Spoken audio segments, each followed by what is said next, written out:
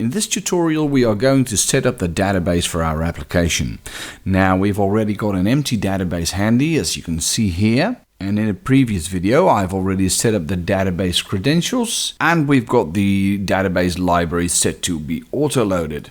So it's time to set up some tables. Now there's many ways to set up a database, and we'll be using CodeIgniter migrations. Migrations is a sort of version control for databases. If you're not familiar with it, there's a section on it in the CodeIgniter user guide. Now there's two steps to setting up migrations. First of all, you need to open up the migration file in your configuration folder and make sure you enable migrations, like so. Now there's some other configuration settings that you can edit here as well. First of all, you can set the migration version. Let's just set that to 1. Secondly, you can set the migrations path, but let's just leave that at default. Now the second step is that you need to create at least one migration file. And you do that within the migrations folder. Now I don't have such a folder set up here, so let's just add that.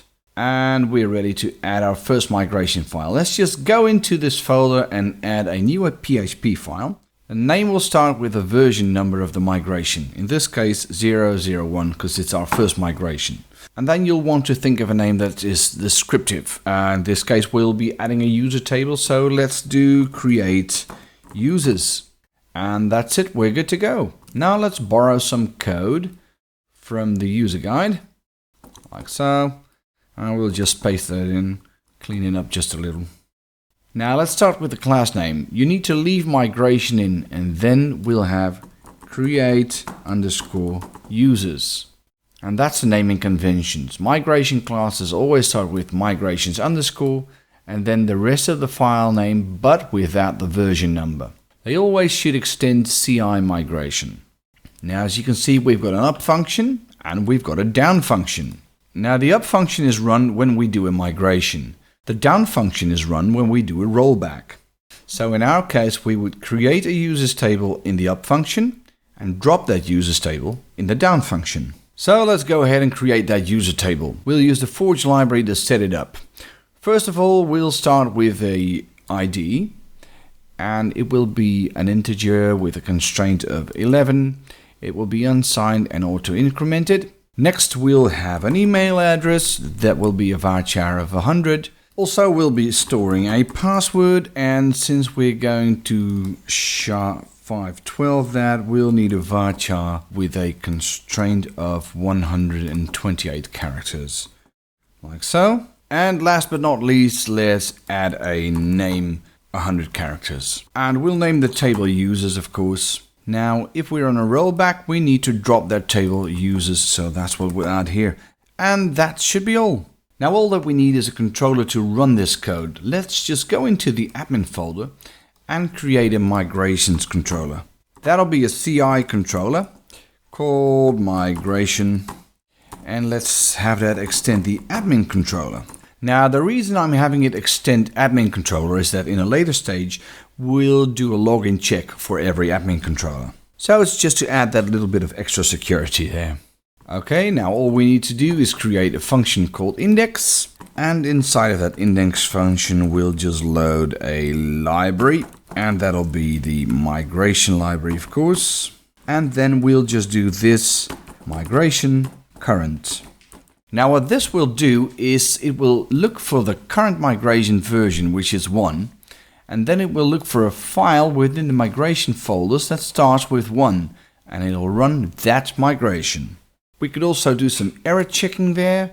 Let's just copy this code from the user guide here. I know I'm just being lazy, but okay, well it works, and that's what matters. So what this does is it puts the migration inside of a conditional, and if it returns false, then it'll show an error. And if it does not return false, then let's just echo migration worked. Okay, it's time to see if we can get this code to run. Let's go over to our CMS and just add admin migration, and we're getting an error there. And that's because I forgot to assign a primary key. So let's do that. This dbforge add key, and let's set that to true to make it a primary key. Now let's run it again, and the migration worked. And let's just go into PHP MyAdmin and see if that's worked. Well, we see we have a migrations and a user table, so it seems to be in order. In the migrations table, you see we have run version 1. And in the users table, you can see we have a user ID, email, password. This is an integer. And as you can see, we have a primary key set for the field ID. So that seems to be in order. Well, that went smoothly. So let's create another migration. Let's create a page table. So let's just close these out and open pages. A page will have an ID. It will have a title. And it will have a slug by which we can find it. And that will also be 100 characters. It will have an order, and that will be an integer with a constraint of 11. And then last but not least, it will have a body field.